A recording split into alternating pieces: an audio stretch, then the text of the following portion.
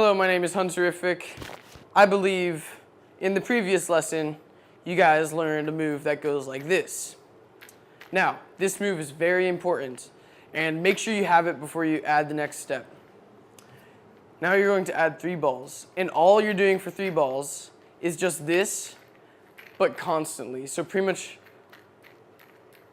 again, it's just this, just fast. So right now I'm juggling 2, and all there is a space for a 3rd ball.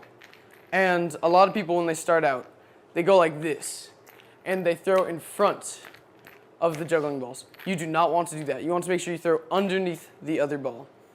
Underneath, underneath. And if you can't get over the habit of doing this, since doing that it causes you to go forward and drop, you can stand near a wall, because of course you can't move forward if there's a wall right in front of you. So practicing this, eventually you'll have to get doing it like this. Thank you, my name is Hanapepe. Bye-bye.